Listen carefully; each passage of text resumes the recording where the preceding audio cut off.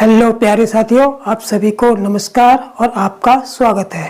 प्यारे साथियों, आप लोगों ने इससे पिछली वीडियो समषटभुज की जो मैंने इससे पिछली वाली जो वीडियो बनाई थी वो आप लोगों ने देखी होगी और उसमें जो भी मैंने समषटभुज से रिलेटेड फार्मूले और कुछ नियम बताए थे वो आपने अच्छी तरीके से देख भी लिए होंगे और पढ़ भी लिए होंगे। ठीक है, तो आज मैं समषटभुज से रिलेटेड महत्वपूर्ण प्रश्न करवाऊंगा जो अक्सर कंपटीशन में पूछे जाते हैं, यानी कि परीक्षाओं में पूछे जाते हैं। और जिन छात्रों ने उस वीडियो को नहीं भी देखा है तो उस वीडियो का लिंक आज के वीडियो के डिस्क्रिप्शन में मैं डाल दूंगा, वहां जाकर आप लोग देख लेना। ठीक है, उस वीडियो को देखना इसलिए भी जरूरी हो जाता है क्योंकि उस वीडियो में जितने भी मैंने फार्मूले बताए हैं उन्हीं से रिलेटेड आज मैं सवाल कराऊंगा। अगर आप उसको पहले देख लेंगे तो आज के सवाल जो है आपको बिल्कुल आसान लगेंगे। तो चलिए देर ना करते हुए शुरू करते हैं समषटभुज से रिलेटेड कुछ महत्वपूर्ण सवाल। ठीक, देखिए जैसा पहला सवाल क्या है। पहला सवाल है कि समान परिमाप वाले समषटभुज और समबाहु त्रिभुज की भुजाओं का अनुपात क्या होगा। ठीक है, यानी कि एक समषटभुज है और एक समबाहु त्रिभुज है और दोनों की परिमाप कैसी है, समान है। कहने का मतलब है ये जैसे समषटभुज है, ये एक समषटभुज है और एक समबाहु त्रिभुज है ये। ठीक है, तो इन दोनों की जो है क्या समान है, परिमाप। दोनों की जो है परिमाप कैसी है, आपस में समान है। तो ऐसी कंडीशन में जब एक समषटभुज और एक समबाहु त्रिभुज जिनकी दोनों की परिमापें समान होंगे तो ऐसी कंडीशन में क्या होगा कि जो समषटभुज की जो भुजा होगी वो समबाहु त्रिभुज की भुजा की आधी होगी, यानी कि समबाहु त्रिभुज की जो भुजा होगी वो समषटभुज की भुजा की दुगनी होगी। और जब इसकी भुजा अगर एक होगी तो इस समबाहु त्रिभुज की भुजा समषटभुज की भुजा की दुगनी होगी, तो इसका मतलब समबाहु त्रिभुज की भुजा 2 होगी। तो दोनों के बीच कैसा अनुपात हो जाएगा, 1:2 हो जाएगा। ठीक, तो कौन सा ऑप्शन सही हो जाएगा हमारा, बी वाला ऑप्शन सही होगा। तो जब भी किसी समषटभुज और समबाहु त्रिभुज की परिमापें समान दी होंगी तब उनकी भुजाओं में अनुपात 1:2 का होगा। ठीक, अब देखते हैं दूसरा सवाल। दूसरा क्या है कि समान परिमाप वाले समषटभुज और समबाहु त्रिभुज के क्षेत्रफलों का अनुपात क्या होगा। ठीक है, यानी कि समबाहु त्रिभुज और समषटभुज दोनों समान परिमाप वाले हैं तो उनके क्षेत्रफलों का अनुपात हमसे पूछा है। ठीक है, तो ऐसी कंडीशन में क्या होगा, इनके क्षेत्रफलों का जो अनुपात होगा वो 3:2 होगा, यानी कि ए वाला ऑप्शन हमारा सही होगा। ठीक है, या फिर ऐसे भी कह सकते हैं कि जो समषटभुज का जो क्षेत्रफल होगा वो समबाहु त्रिभुज के क्षेत्रफल का 1.5 गुना होगा। कितने गुना होगा, 1.5 गुना होगा। कब, जब दोनों समान परिमाप के हों। जब दोनों समान परिमाप के हों तो ऐसी कंडीशन में जो समषटभुज का जो क्षेत्रफल होगा वो समबाहु त्रिभुज के क्षेत्रफल का 1.5 गुना होगा, यानी कि दोनों के क्षेत्रफलों में 3:2 का अनुपात होगा। इससे पिछली वाली जो वीडियो में मैंने ये सारे नियम और सारे जो है सूत्र बताए हुए हैं समषटभुज से रिलेटेड, उस वीडियो को जाके आप लोग जरूर देख लेंगे। अब देखते हैं तीसरा और चौथा सवाल। तीसरा और चौथा सवाल क्या है, सबसे पहले तीसरा देखेंगे कि एक समषटभुज और एक समबाहु त्रिभुज की परिमापों का अनुपात क्या होगा जबकि दोनों की भुजाएं समान है। ठीक है, यानी कि कहने का मतलब ये हो गया कि जैसे ये एक समषटभुज है, ये क्या है, एक समषटभुज है और ये है एक समबाहु त्रिभुज। ठीक है, अब दोनों की भुजाओं की माप जो है उन्होंने समान दे दी, यानी कि दो परिमापों का अनुपात हमसे पूछा है जबकि दोनों की भुजाएं समान है। दोनों की भुजाएं समान का मतलब क्या हुआ कि अगर इसकी प्रत्येक भुजा की माप अगर हम ए ले लें तो इसकी भी प्रत्येक भुजा की माप ए और ए लेनी होगी, क्योंकि समषटभुज और समबाहु त्रिभुज दोनों की भुजाओं की माप जो है हमको समान दे रखी है कि दोनों की माप अगर समान है तो दोनों की परिमापों का अनुपात क्या होगा। तो देखिए दोनों के परिमापों का अनुपात बिल्कुल सिंपल है। अगर इसकी प्रत्येक भुजा हमने a ले ली तो इसकी परिमाप कितनी हो जाएगी 6a, यानी कि सभी भुजाओं का योग, और इसकी परिमाप कितनी हो जाएगी, इसकी 3 ही भुजाएं हैं तो प्रत्येक माप a है तो इसकी परिमाप कितनी हो जाएगी 3a। तो दोनों की परिमापों का जो अनुपात निकालेंगे तो क्या होगा, a से a कट जाएगा, 3 कम 3, 3 दूनी 6, यानी कि इतना आ गया 2:1। तो इस तरीके से अगर एक समषटभुज और एक समबाहु त्रिभुज की भुजाओं की माप अगर समान है तो उनकी परिमापों का अनुपात कितना होगा, 2:1 होगा। तो इस तरीके से कौन सा ऑप्शन सही हो जाएगा, पहला वाला ऑप्शन हमारा सही होगा। ठीक, अब देखते हैं चौथा सवाल। एक समषटभुज और एक समबाहु त्रिभुज के क्षेत्रफलों का अनुपात क्या होगा जबकि दोनों की भुजाएं समान हैं। बिल्कुल सेम यही केस है कि एक समषटभुज और एक समबाहु त्रिभुज है, दोनों की भुजाओं की माप समान है, तो ऐसी कंडीशन में दोनों के क्षेत्रफलों का अनुपात क्या होगा। तो देखिए इसके भुजा अगर a है तो समषटभुज का क्षेत्रफल कितना हो जाएगा, 6 गुणा √3/4 गुणा भुजा का स्क्वायर, भुजा हमने a मान ली तो ये a², ये हो गया हमारा समषटभुज का क्षेत्रफल। फिर अनुपात यह समबाहु त्रिभुज, तो समबाहु त्रिभुज की भी प्रत्येक भुजा a है तो इसका क्षेत्रफल कितना हो जाएगा, √3/4 गुणा भुजा का स्क्वायर, भुजा इसकी भी a है तो ये a² हो गया। तो अब इसका जब अनुपात निकालेंगे, अनुपात में जब इसको रखेंगे तो ये और ये कट गया, a² से a² कट गया, तो क्या बचा, यहाँ पर 6 बचा और यहाँ पर क्या बचा 1।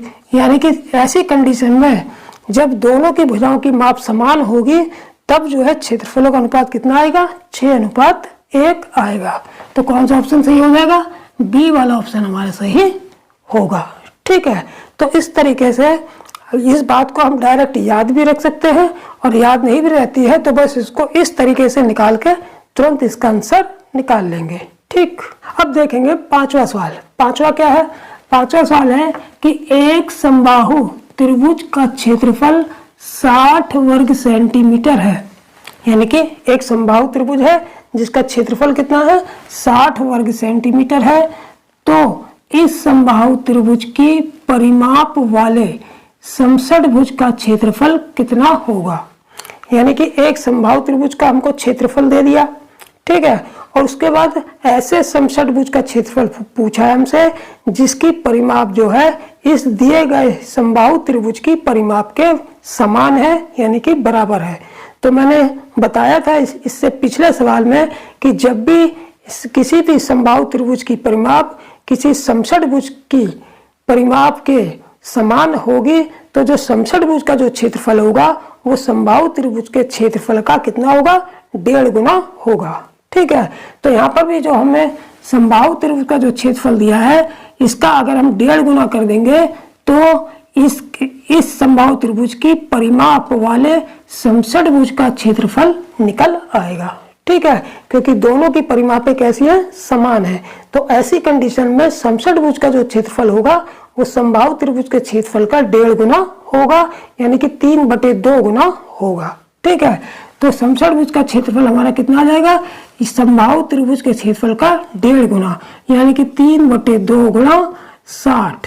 ठीक है, तो यहाँ से 2 30 से कट जाएगा तो 30 यानी कि 90 वर्ग सेंटीमीटर आ जाएगा। तो ये हमारा समषटभुज का क्षेत्रफल आ गया। ठीक, तो कौन सा ऑप्शन सही हो जाएगा, हमारा बी वाला ऑप्शन सही होगा। ठीक, तो जब भी एक ही परिमाप वाले समषटभुज और समबाहु त्रिभुज का दिए हो तो समषटभुज का जो क्षेत्रफल होगा वो समबाहु त्रिभुज के क्षेत्रफल का 1.5 गुना होगा, यानी कि 3/2 गुना होगा। ठीक, अब देखते हैं छठा और सातवां सवाल। पहले छठा देख लेते हैं। छठा सवाल क्या है, छठा सवाल है कि एक समषटभुज की भुजा 12 सेंटीमीटर हो तो इसका क्षेत्रफल क्या होगा। यानी कि एक समषटभुज है जिसकी एक भुजा आपको दे रखी है 12 सेंटीमीटर, तो इसका क्षेत्रफल क्या होगा। समषटभुज में सभी भुजाएं समान होती हैं। अगर हमें एक भुजा 12 सेंटीमीटर दे रखी है तो इसका मतलब ये हुआ कि सभी भुजाएं जो उसकी जो 6 भुजाएं होती हैं वो सभी 12-12 सेंटीमीटर की होंगी। ठीक है, तो जब समषटभुज की भुजा 12 सेंटीमीटर हमको दी है तो इसका क्षेत्रफल क्या होगा? इसका क्षेत्रफल का सूत्र क्या बताया था मैंने कि 3√3/2 गुणा भुजा का स्क्वायर। इससे पिछली वाली वीडियो में मैंने पूरे फार्मूले बताए हैं, उस वीडियो को जाके देख लेना, उसका लिंक इसी वीडियो के डिस्क्रिप्शन में मैं डाल दूंगा। ठीक है, तो समषटभुज की भुजा दे रखी है, इसका क्षेत्रफल पूछा है, तो समषटभुज का क्षेत्रफल क्या होगा? 3√3/2 गुणा भुजा का स्क्वायर। तो बराबर कितना हो जाएगा?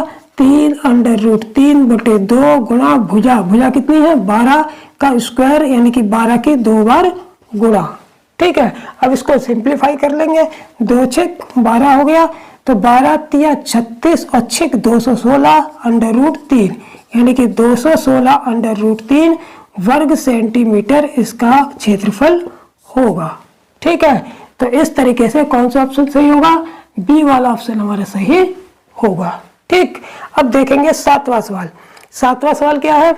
7वां है कि एक समषटभुज की भुजा 10 सेंटीमीटर है तो इसके विकर्ण की लंबाई क्या होगी? तो देखिए, इससे पिछले वाले वीडियो में मैंने ये बताया था कि समषटभुज के जो विकर्ण की लंबाई होती है वो उसकी भुजा की दुगनी होती है, यानी कि किसी भी समषटभुज के विकर्ण की लंबाई जो होगी वो उस समषटभुज की भुजा की दुगनी होगी।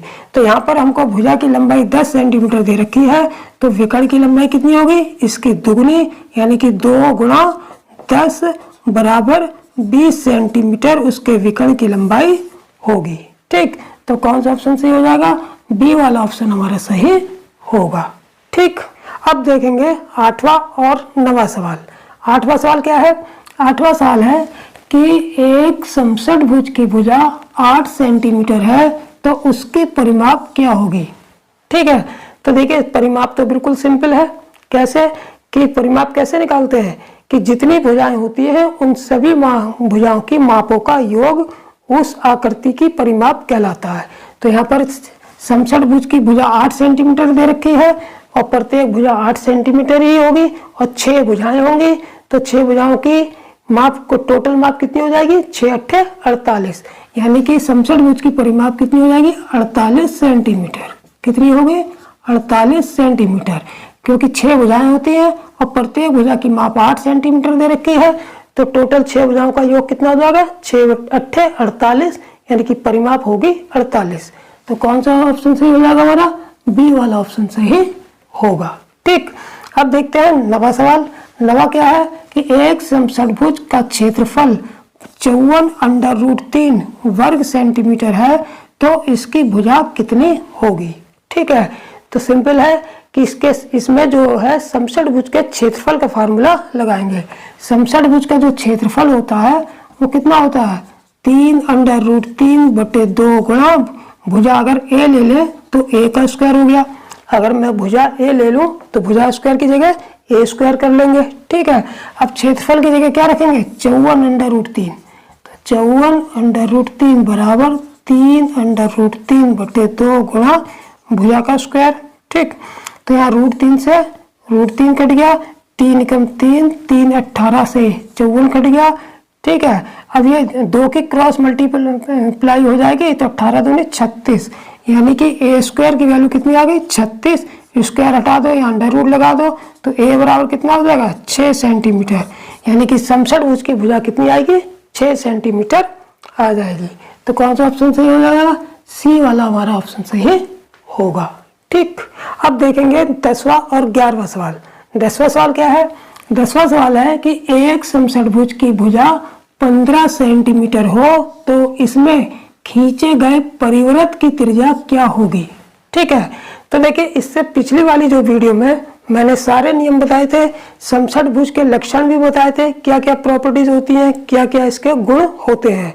तो देखिए समषटभुज के परिवृत्त यानी कि समषटभुज में जो परिवृत्त खींचा जाता है, यानी कि जो सर्कम सर्किल खींचा जाता है, यानी कि समषटभुज का जो सर्कम सर्किल होता है तो उसकी जो त्रिज्या होती है वो समषटभुज की भुजा के बराबर ही होती है। यानी कि किसी भी समषटभुज के अंतर्गत जो परिवृत्त खींचा जाता है तो तो उसकी जो त्रिज्या होती है वो समषट भुज की भुजा के समान ही होती है, यानी कि भुजा के बराबर ही होती है। अगर समषट भुज की भुजा 15 सेंटीमीटर है तो इसके अंतर्गत खींचे गए सरकम सर्किल यानी कि परिवृत्त की जो त्रिज्या होगी वो भी 15 सेंटीमीटर ही होगी। तो यहाँ कौन सा ऑप्शन सही हो जाएगा? बी वाला ऑप्शन हमारा सही होगा। ठीक, अब देखते हैं 11वां सवाल। 11वां क्या है कि एक समषटभुज की भुजा 10√3 सेंटीमीटर है तो इसके अंतर्गत खींचे गए अंतःवृत्त की त्रिज्या क्या होगी? ठीक है, अंतःवृत्त का मतलब इन सर्किल, यानी कि समषटभुज में जो इन सर्किल खींचा जाएगा, अंतःवृत्त खींचा जाएगा तो उसकी त्रिज्या क्या होगी? तो देखिए जो परिवृत्त की त्रिज्या होती है वो तो समषटभुज की भुजा के समान होती है, बराबर होती है, लेकिन जो समषटभुज में अंतःवृत्त यानी कि इन सर्किल जो खींचा जाएगा तो उसकी त्रिज्या कितनी होगी? उसकी त्रिज्या जो होगी वो समषटभुज की भुजा का √3/2 गुना होगी, यानी कि अंतःवृत्त की त्रिज्या कितनी होगी? अंतःवृत्त की त्रिज्या कितनी होगी? जो भी समषटभुज की भुजा दे रखी है उसका √3/2 गुना, यानी कि √3/2 गुना भुजा। ठीक है, तो अंतःवृत्त की त्रिज्या बराबर √3/2 गुना समषटभुज की भुजा। ठीक, तो यहाँ भुजा कितनी दे रखी है? 10√3 दे रखी है, तो यहाँ पर √3/2 गुना इसको रख लेंगे 10√3, 2 पंजे 10 कट गया, √3 की गुणा 3 हो जाएगी और 5 ये 3 पंजे 15, यानी कि अंतःवृत्त की त्रिज्या होगी वो कितनी होगी? 15 सेंटीमीटर होगी। तो कौन सा ऑप्शन सही हो जाएगा? सी वाला ऑप्शन हमारा सही होगा। ठीक, अब देखेंगे 12वां और 13वां सवाल। 12वां सवाल क्या है? 12वां सवाल है कि 14 सेंटीमीटर भुजा वाले समषटभुज के अंतःवृत्त का क्षेत्रफल कितना होगा? यानी कि कोई समषटभुज है जिसकी भुजा 14 सेंटीमीटर है और उसके अंतःवृत्त, उसके अंतर्गत जो अंतःवृत्त खींचा गया है यानी जो इन सर्किल खींचा गया है उसका हमसे क्षेत्रफल पूछा है। ठीक है, तो इससे पिछले वाली जो वीडियो मैंने बनाई थी उसमें मैंने पूरे सूत्र बताए थे समषटभुज के। उसमें यह भी बताया था कि किसी भी समषटभुज के अंतःवृत्त का क्षेत्रफल कितना होगा? 3/4 पाई गुणा भुजा का स्क्वायर। ठीक, तो यहाँ पर भुजा कितनी है? हमको 14 दे रखी है, तो यहाँ पर क्षेत्रफल कितना हो जाएगा? अंतःवृत्त यानी कि समषटभुज के अंतःवृत्त का क्षेत्रफल बराबर कितना हो जाएगा? 3/4 पाई गुणा भुजा का स्क्वायर। भुजा किसकी? समषटभुज की, समषटभुज की भुजा का स्क्वायर, तो बराबर हो जाएगा 3/4 गुणा पाई। पाई की वैल्यू कितनी रखेंगे?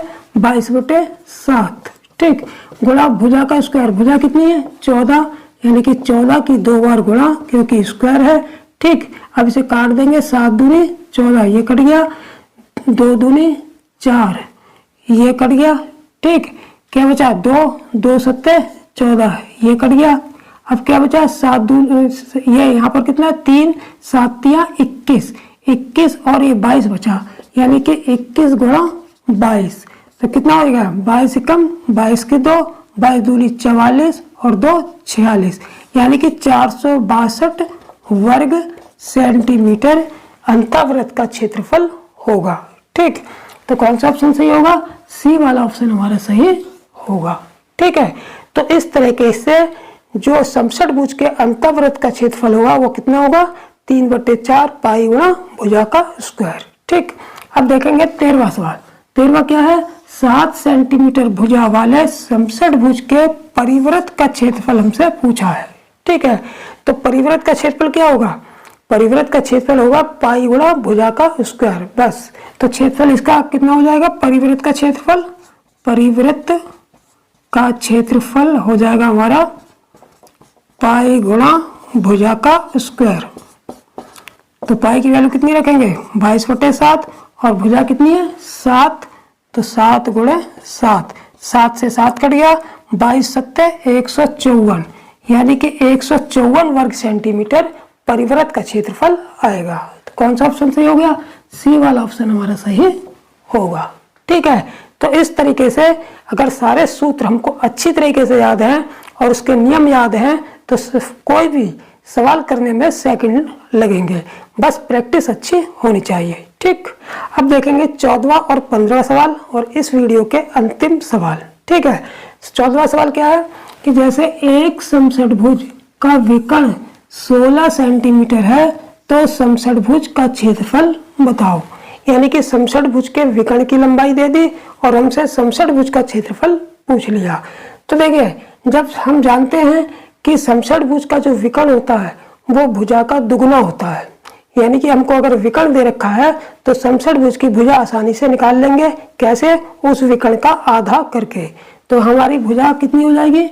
जो भुजा हो जाएगी वो इस विकर्ण की आधी हो जाएगी, यानी कि 1/2 गुणा 16, यानी कि 2 अट्ठे 16, यानी कि 8 सेंटीमीटर हो जाएगी। ठीक है, जब हमें समषटभुज की भुजा पता चल गई तब इसका क्षेत्रफल पता चल जाएगा। क्षेत्रफल कितना हो जाएगा? समषटभुज का क्षेत्रफल होगा 3√3/2 गुणा भुजा का स्क्वायर, यानी कि 8 का स्क्वायर, यानी कि 8 गुणे 8, 2 चौक 8, ये कट गया हमारा, तो 4 × 12 = 96, यानी कि 96√3 वर्ग सेंटीमीटर आंसर आएगा। ठीक, तो कौन सा ऑप्शन सही होगा हमारा? हमारा ऑप्शन पहला वाला ऑप्शन हमारा सही होगा। ठीक है, अब देखते हैं 15वां सवाल, लास्ट सवाल है ये। एक समबाहु त्रिभुज और समषटभुज की परिमापे, इस बात को ध्यान रखेंगे, जो मेन पॉइंट है कि परिमापे किसके? समषटभुज के और एक समबाहु त्रिभुज, दोनों की परिमापे कैसी है? परिमापे समान है। तो यदि परिमापे समान है तो समबाहु त्रिभुज की भुजा 10 सेंटीमीटर हो तो समषटभुज की भुजा हमसे पूछी है। ठीक है, तो मैंने बताया था कि जब भी किसी समबाहु त्रिभुज और समषटभुज की परिमापें समान होंगी तब जो समषटभुज की जो भुजा होगी वो समबाहु त्रिभुज की भुजा की आधी होगी। ठीक है, तो समषटभुज की जो भुजा होगी वो कितनी होगी? वो इस समबाहु त्रिभुज की भुजा की आधी होगी। अगर ये 10√3 सेंटीमीटर है तो समषटभुज की भुजा कितनी होगी? इसकी आधी, यानी कि 2 × 5 = 10, यानी कि 5√3 सेंटीमीटर होगी। तो कौन सा ऑप्शन सही हो जाएगा? बी वाला ऑप्शन हमारा सही होगा।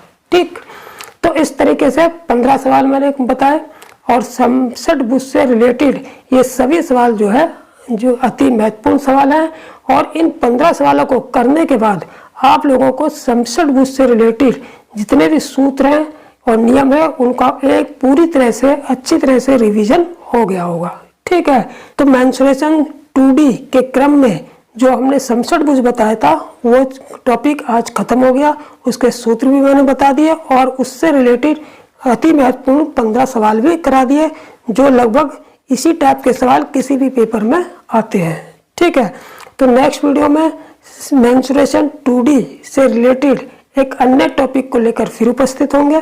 तब तक के लिए जय हिंद, जय भारत।